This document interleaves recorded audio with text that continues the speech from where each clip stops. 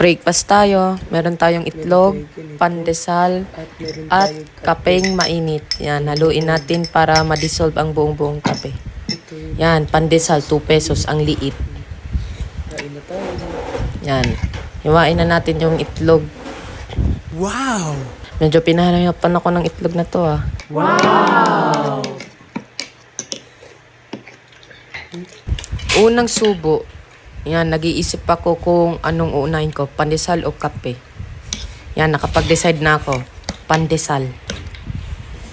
Papalamanan natin ng itlog.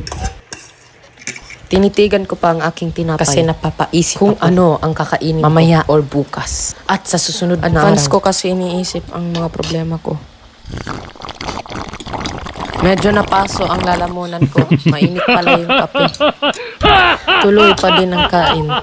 Yan, food na tulad matatakaw. Oh, ayan, natutuwa pa ang berdugo. Sarap. Ayan, nguya lang ako ng nguya habang kung may pagkain ba kami sa New Year, baka wala na kasi naman. Kasi katapusan, kaya wala na naman ba? Kasi naman, mga kaberdugo, ang food allowance ay namin for 2 weeks kaya lang. End of the month, ay naghihikayas ganun talaga ang mga kaberdugo. Minsan nasa taas ka, minsan nasa kahit baba. Kahit ganun pa, man. Maswerte pa rin tayo. Kahit pa paano, nakakaraos tayo kailangan sa buhay. Lang natin magtiyaga at magsipag sa buhay. At sa part na yan, sinisermonan ako. Paano ba naman? Hinahanapan yung sukli pala sa pandesal. Hindi ko nabigay kay mama. Napagbintangan tuloy ako ng gupit ng barya.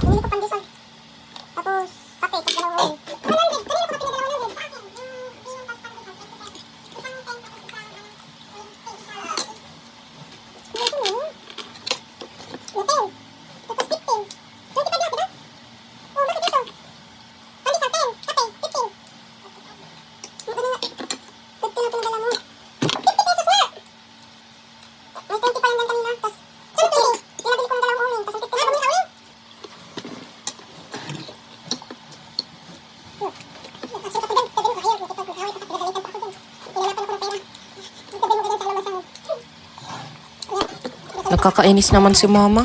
Alam na nga niya nagbibideo ako. Panay sermon. Ang iingay. Hay nako mama, araw-araw ka na lang high blood. Bahala ka dyan, basta enjoy ko ang pagkain ko.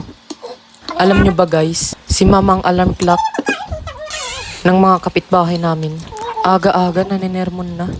Ang lakas-lakas pa ng boses, nakakairita. Shoutout sa mama kong maingay. Mapasensya na, pero totoo yun. Sa mga nagtataka po dyan, kung bakit kape ang iniinom ko, sa edad kong ito, ay nagkakape na. Kasi po, ito lang ang afford namin.